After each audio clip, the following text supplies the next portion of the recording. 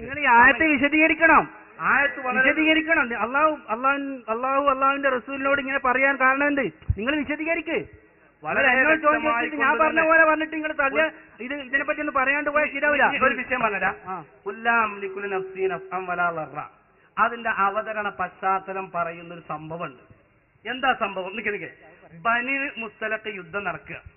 ആ യുദ്ധത്തിൽ അള്ളാഹുവിന്റെ റസൂല് പറയാം അയിനാക്കത്തിന്റെ ഒട്ടക എവിടെ പോയി. അപ്പൊ ചില മുനാഫിക്കങ്ങൾ പറഞ്ഞു, ഒരു കാറ്റടിച്ച സന്ദർഭത്തിൽ ഇത് ഇന്ന മുനാഫിക്ക് കപട വിശ്വാസി മരിച്ചതാണെന്ന് പറഞ്ഞു. ഗൈബ് പറഞ്ഞു നബി തങ്ങള്. അത് പറഞ്ഞ സമയത്ത് ഉടനെ തന്നെ അള്ളാഹുവിന്റെ റസൂലിന്റെ അടുക്കൽ നബി തങ്ങൾ പറഞ്ഞു അയിനാക്കത്തി ഒട്ടക എവിടെയെന്ന്. അപ്പൊ സഹാബത്തെ കിറാമിന്റെ അടുക്കലുണ്ടായിരുന്ന ചില മുനാഫിക്കങ്ങൾ സഹാബത്തിന്റെ കൂട്ടത്തിൽ പെട്ടതല്ല, ഓലെ ചുറ്റിപ്പറ്റി ആനുകൂല്യം പറ്റാനുള്ള ചില മുജാഹിദീങ്ങൾ നേരത്തെ ചോറ് നടക്കുന്ന പോലെ. അപ്പൊ അങ്ങനെ കുറെ ആളുകൾ ഉണ്ടായിരുന്നു. അവര് പറഞ്ഞു നബിക്ക് മുഹമ്മദിന് മദീനയിൽ നടക്കുന്ന സംഭവം അറിയാം, ഒട്ടക എവിടെ അറിയില്ല. ഉടനെ തന്നെ നബി തങ്ങൾ പറഞ്ഞു ഇന്നാലിന്റെ പാറക്കെട്ടിൽ ഇന്നാലിന്റെ സ്ഥലത്തുണ്ട് പറഞ്ഞു. അപ്പൊ മറിഞ്ഞ കാര്യം അറിയണീനത് തെളിവ് തഫ്സീർ വളരെ വ്യക്തമായിക്കൊണ്ട് തന്നെ ഉണ്ട്. അപ്പൊ ആ വിഷയം വലിച്ചു നീട്ടേണ്ടതില്ല എന്ന് സാന്ദർഭികമായി ഓർത്തുന്നു. ആ ഹബീബിന് എന്തോ ചോദിക്കാണ്, നമ്മളെ സമയം വളരെ. ഇതൊന്നും നിങ്ങൾ തന്നെ വിശദീകരിക്കണ്ടേ? നബിനോട് പറയാൻ വേണ്ടി പറയുന്നത് അറിയില്ല. അപ്പൊ നിങ്ങൾ ഈ പറഞ്ഞത് ഇതിന് നേരെ എതിരുള്ള സംഭവമാണ്. പറഞ്ഞിരുന്നത്. റസൂലിനോട് പറയാൻ വേണ്ടി പറയുന്നത് അറിയൂല എന്ന് പറയാൻ വേണ്ടിട്ടാ.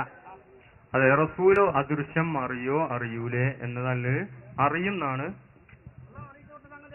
അതെ അതെ അതെ അതെ അപ്പൊ അറിയിച്ചു കൊടുത്തത് അറിയും അല്ലേ? അപ്പൊ പ്രവാചകന്മാർക്ക് അറിയിച്ചു കൊടുക്കുന്ന വേറെ ആയത്തിലും പറഞ്ഞിട്ടുണ്ടല്ലോ അല്ലേ? വലാ യുദ്ഹിറു വലാ വൈബിഹി അഹദൻ ഇല്ലാ മൻ ഇർതദാ മിൻ റസൂൽ. അല്ലാഹു തആല തൃപ്തിപ്പെട്ട പ്രവാചകന്മാർ തുടങ്ങിയവർക്ക് എന്നാണ് അതിന്റെ അർത്ഥം.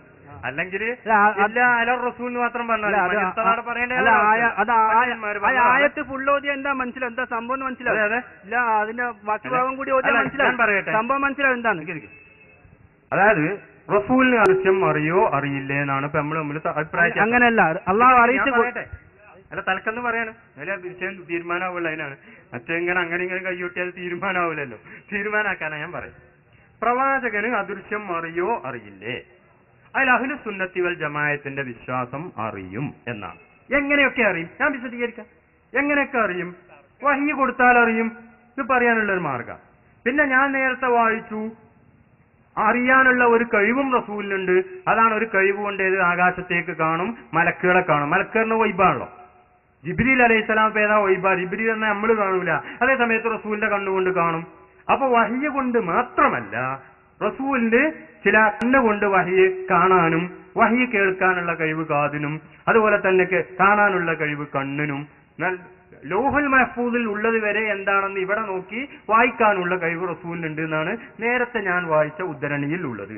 അപ്പൊ റസൂലിന് വൈബ് അറിയും. എങ്ങനെയൊക്കെ അറിയും? വഹി കൊണ്ടറിയും. പിന്നെ റസൂലിന് പ്രത്യേകമായിട്ട് ചില കഴിവുകളുണ്ട്. അതിന്റെ ഉദ്ധരണി നേരത്തെ ഞാൻ വായിക്കണ്ടുണ്ടല്ലോ, അതുകൊണ്ടും അറിയും. അതേ സമയത്ത് ചില സമയങ്ങളിൽ ആ അറിയുന്ന കഴിവും ഒക്കെ ഉപയോഗപ്പെടുത്തിയാല് ചിലപ്പോ പറ്റൂല. ഉദാഹരണമായിട്ട് ഞാൻ പറയാം, ആയിഷാ ബീവിനെ കുറിച്ച് ഒരു ആരോപണം വന്നു. ഞാൻ പറയാം, ആയിഷാ ബീവിനെ കുറിച്ച് ഒരു ആരോപണം വന്നു. സാധാരണ വ്യഭിചാര ആരോപണം വന്നു കഴിഞ്ഞാൽ റസൂൽ എന്താ ചെയ്യല്?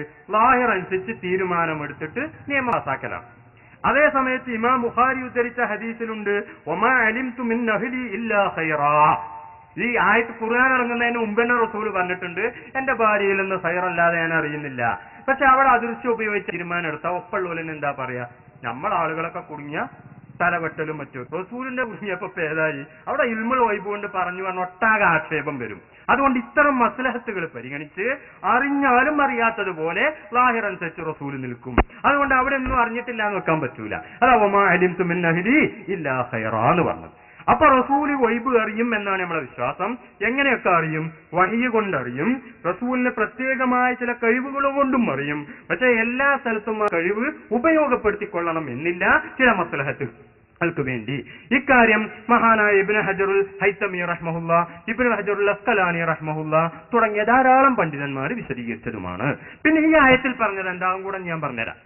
ഖുർആനിലെ ആയത്തുണ്ട്, വമാ റമൈത ഇത് റമൈത വലാകിൻ അല്ലാഹ റമ. ഖുർആനിൽ പറഞ്ഞാണ്. അതിന്റെ അർത്ഥം എന്താ കേട്ടോളി.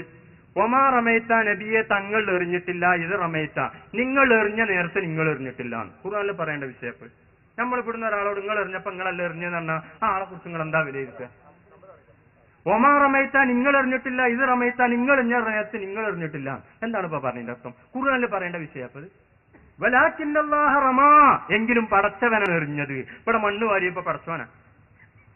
ഇവിടെ മണ്ണ് വാരിയതും ശത്രുക്കളുടെ മുഖത്തേക്ക് സാഹത്തിൽ ഉജൂഹ് എന്ന് പറഞ്ഞു ബദർ യുദ്ധം നടക്കുന്ന സമയത്ത് എറിഞ്ഞതിനെ കുറിച്ചാണ് പറയുന്നത്. അതിനെക്കുറിച്ച് ഖുർആനിൽ പറയാ ഒമാ റമൈത്ത തങ്ങൾ എറിഞ്ഞിട്ടില്ല, ഇത് റമൈത്ത തങ്ങൾ എറിഞ്ഞ സമയത്ത് തങ്ങൾ എറിഞ്ഞിട്ടില്ല.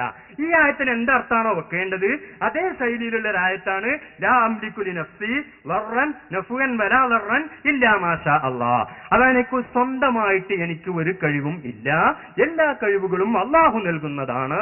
ആ ഇൽമൊറി അറിയാൻ, അദൃശ്യം അറിയാനാകട്ടെ, മറ്റുള്ള കാര്യങ്ങൾ ചെയ്യാനാകട്ടെ, വെള്ളം കുടിക്കാനാകട്ടെ, മണ്ണെടുക്കാനാകട്ടെ, ഏതായാലും സ്വന്തമായിട്ട് എനിക്ക് യാതൊരു കഴിവുമില്ല, എല്ലാം അള്ളാഹു നൽകുന്ന കഴിവാണ്.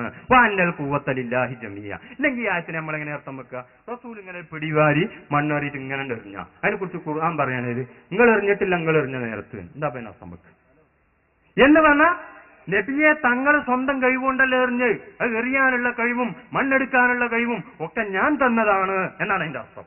അതേപോലെ തങ്ങൾക്ക് ഒയ്ബറിയാനുള്ള കഴിവ് സ്വന്തമായിട്ടില്ല, സ്വന്തമായി ചിലരൊക്കെ ഒയ്ബറിയും എന്ന് അവിടെ അന്നുണ്ടായിരുന്ന ആളുകൾക്ക് അഭിപ്രായം ഉണ്ടായി. ഈ ആയത്തിറങ്ങാനുള്ള ഒരു പശ്ചാത്തലവും കൂടി നിങ്ങൾ കേൾക്കുക. അന്ന് ജനങ്ങൾ, സാധാരണ ആളുകൾ ജനങ്ങളെ ചൂഷണം ചെയ്യാറ് ഒന്ന് അദൃശ്യറിഞ്ഞു വേണ്ട. ഇപ്പൊ നാളെ എന്താ സംഭവിക്കുക, നാളെ മഴ പെയ്യൂലേ, കുട്ടിയാണോണോ പെണ്ണാണോ ഇതൊക്കെ അറിയാൻ എല്ലാവർക്കും താല്പര്യമായിരിക്കും. അപ്പൊ ചില ജ്യോത്സ്യന്മാർ ഏതുണ്ടായിരുന്നു, അദൃശ്യം അറിയും എന്ന് പറഞ്ഞിട്ട് ഈ ആളുകൾ എങ്ങനെ ചൂഷണം ചെയ്യാറുണ്ട്, എക്കാലത്തും ഉണ്ടാവും അത്. അപ്പൊ എന്ത് ചെയ്തു? അള്ളാഹ് പറഞ്ഞു ഇല്ല, അള്ളാഹ്ക്കും അള്ളാന്റെ പാർട്ടിക്കും മാത്രമേ വൈബറിയൂ. അതാ ഇല്ലാമനിർത്തലാമിൻ റസൂൽ. ജ്യോത്സ്യന്മാർക്കോ മറ്റു പുരോഹിതന്മാർക്കോ വൈബറിയില്ല, അള്ളാഹുവിനും അള്ളാന്റെ ആളുകൾക്കും മാത്രമേ അറിയൂ. അതുകൊണ്ട് വൈബറിയുന്നുള്ളവർക്ക് അവരൊന്നും സമീപിക്കേണ്ടതില്ല എന്നാണ് ഈ ആയത്തിന്റെ അൽഹാസിൽ. ഇതതിന്റെ അവതരണ പക്ഷരം ഇതാണെന്ന് മഹാനായ ഹാഫിദ് ഇബ്നു ഹജർ അസ്കലാനി ഫത്തുൽ ബാരിയിലും അതുപോലെ തന്നെ ഇമാം ഐനി ഉംദത്തുൽ കാരിയിലും ഒക്കെ പറഞ്ഞിട്ടുണ്ട്. അപ്പൊ ജ്യോത്സ്യന്മാരുണ്ടല്ലോ വൈബറിയെന്ന് പറയും. അപ്പൊ നിങ്ങൾക്കും, അതായത് ഇതുപോലുള്ള ആളുകൾക്കൊന്നും വൈബറിയില്ല, അള്ളാഹ്ക്കും അള്ളാന്റെ പാർട്ടിക്കും അറിയുള്ളൂ. അള്ളാന്റെ പാർട്ടി ആരാ? റസൂല്. അതുപോലെ തന്നെ സത്യവിശ്വാസികള്, ഔലിയാക്കള്, ഇവരൊക്കെ അറിയും. ഇവർക്കും അറിയണ എങ്ങനെ? സ്വയം അറിയുന്നല്ല, അള്ളാഹ് കൊടുത്തതാണ്. അത് നമുക്ക് സാധാരണ കഴിവ് ചെയ്യാനുള്ള കാര്യം അള്ളാഹ് കൊടുത്തതന്നെ. യഹ്റുജു മറ്റേ സസ്യങ്ങൾ പുറപ്പെടുന്നത് ബീദിനില്ല, അള്ളാന്റെ സഹായത്തോടു കൂടെയാണ്. അങ്ങനെ ഓരോന്നും ഓരോ ആളുകളും ചെയ്യുന്ന സാധാരണമാകട്ടെ അസാധാരണമാകട്ടെ എല്ലാം അള്ളാഹുവിന്റെ കഴിവാണ്. അപ്പൊ സാധാരണ ആളുകൾക്ക് സാധാരണ കാര്യങ്ങൾ ചെയ്യാനുള്ള കഴിവ് അള്ളാഹ് കൊടുക്കുന്നത് പോലെ അസാധാരണ ആളുകൾക്ക് അസാധാരണമായ കാര്യങ്ങൾ ചെയ്യാനുള്ള കഴിവ് കൊടുക്കും. അതിന്റെ ഭാഗമാണ് ഇൽമുൽ ഗൈബ്. അപ്പൊ എനിക്കറിയില്ല, എനിക്ക് സ്വന്തമായിട്ട് അതിന് കഴിവേ ഇല്ല. ആ ജ്യോത്സ്യൻ വായിക്കുന്നത് സ്വന്തമായിട്ട് കഴിവുണ്ട് എന്നുള്ള അത് ശരിയല്ല. അതുകൊണ്ട് എനിക്ക് സ്വന്തമായി എനിക്ക് കഴിവില്ല. നല്ല കഴിവ് ഏതാണ്? അള്ളാഹ് തന്നതാണ്. അള്ളാഹ് തന്ന കഴിവ് എങ്ങനെ കണ്ട്? വഹി മാത്രമല്ല, കണ്ണിന് കാഴ്ചകൊണ്ട് ജിബ്രീൽ കാണാൻ കഴിയും. അതുപോലെ ഇതുകൊണ്ട് ജിബ്രീലിനെ കേൾക്കാൻ കഴിയും, ജിബ്രീലിന്റെ ശബ്ദം കേൾക്കാൻ കഴിയും, നമുക്ക് കഴിയില്ല. അപ്പൊ ഇതൊക്കെ ഒയ്ബന്നെയാണല്ലോ. ജിബ്രീൽ പറഞ്ഞ ഒയ്ബാണല്ലോ, അദൃശ്യമാണല്ലോ, നമുക്ക് ദൃശ്യമല്ലല്ലോ ജിബ്രീൽ. അതാണ് പറഞ്ഞതിന്റെ അർത്ഥം. അപ്പൊ മനസ്സിലായോ? ഇനി എന്താ ഇസ്കാളിലോ ചോദിക്കും. അപ്പൊ എനിക്ക് സ്വന്തമായി കഴിവില്ല, ഇതിന്റെ അർത്ഥം, ഈ ആയത്തിന്റെ അർത്ഥം എനിക്ക് സ്വന്തമായി കഴിവില്ല. ലാ അംലിക്കു, ഞാൻ അർത്ഥം വെച്ചരാ. കുൽ നബിയെ തങ്ങൾ പറയുക, ലാ അംലിക്കു ഞാൻ ഉടമയാക്കുകയില്ല, ലിനഫ്സി എന്റെ ശരീരത്തിന്, നഫ്വൻ വലാ ലർറൻ ഉപകാരവും ഉപദ്രവവും സ്വന്തമായി ചെയ്യാനുള്ള കഴിവ് എനിക്കില്ല എന്നാ ഞാൻ ഉടമയാക്കൂല. ഉദാഹരണമായിട്ട് പറയലുണ്ടല്ലോ, ഇതിപ്പോ എന്റെ ഉടമയാണ്, ഇതിന്റെ അർത്ഥം എന്താ? ഈ പേന എന്റെ ഉടമയിലുള്ളതെന്ന് ഞാൻ പറഞ്ഞ അതിന്റെ അർത്ഥം എന്താ? ഇതെങ്ങനെ ചെയ്യാനും എനിക്ക് കഴിയും. ഇതിനിപ്പോ ആരോടും ചോദിക്കണ്ടോന്നില്ല. ഇങ്ങനെയുള്ളൊരു കഴിവ് ഏതില്ല? അള്ളാഹ്. എനിക്ക് ഇൽമുൽ ഗൈബിലില്ല, അതേ സമയത്ത് കിട്ടണമെങ്കിൽ ഏത് വേണം? ബീദിനില്ല, അള്ളാന്റെ സമ്മതം വേണം. അള്ളാന്റെ അപ്പൊ അറിഞ്ഞാലും ഞാൻ പറയണമെങ്കിലും അള്ളാന്റെ സമ്മതം വേണം. അറിഞ്ഞത് കൊണ്ട് പറയണമെങ്കിൽ ഏത്? ചില സ്ഥലങ്ങളിൽ പറയാൻ പറ്റൂല. ഇപ്പൊ ഖിയാമത്ത് എന്നാ റസൂലിനെ അറിയും, പക്ഷെ പറയാൻ പാടില്ല എന്നുള്ളതിന്റെ കൽപ്പന ഉണ്ട്. ലൈലത്തുൽ ഖദ്ർ എന്നാന്ന് റസൂലിനെ അറിയും, പറയാൻ പാടില്ല എന്നുള്ളതിന്റെ കൽപ്പന ഉണ്ട്. അപ്പൊ ഞാൻ പൂർണ്ണമായും ഇത്രയും കാര്യങ്ങളൊക്കെ അത്ഭുതങ്ങളൊക്കെ എന്നിൽ നിന്ന് പ്രകടമാകുന്നുണ്ടെങ്കിലും ഞാൻ പൂർണ്ണമായും അള്ളാഹുവിന്റെ അടിമ തന്നെയാണ്. അതുകൊണ്ട് ഈസാ നബിയിൽ നിന്ന് ധാരാളം അത്ഭുതങ്ങൾ കണ്ടതുകൊണ്ട് മനുഷ്യൻ എന്തായാലും പറ്റൂല, അള്ളേ ആകണ്ട, അല്ല അല്ലെങ്കിൽ അള്ളാന്റെ മകനെങ്കിലും ആകണം എന്ന് ക്രിസ്ത്യാനികൾ തീരുമാനിച്ചതുപോലെ നിങ്ങൾ തീരുമാനിക്കേണ്ടതില്ല. ഞാൻ പൂർണ്ണമായും അള്ളാഹുവിന്റെ കഴിവിന്റെ കീഴിൽ ജീവിക്കുന്ന ആളാണ് എന്ന് തങ്ങൾ പ്രഖ്യാപിക്കണം എന്നാണ് ആയത്തിന്റെ അർത്ഥം. മുഫസ്സിരിങ്ങളൊക്കെ വിശദീകരിച്ച് അങ്ങനെ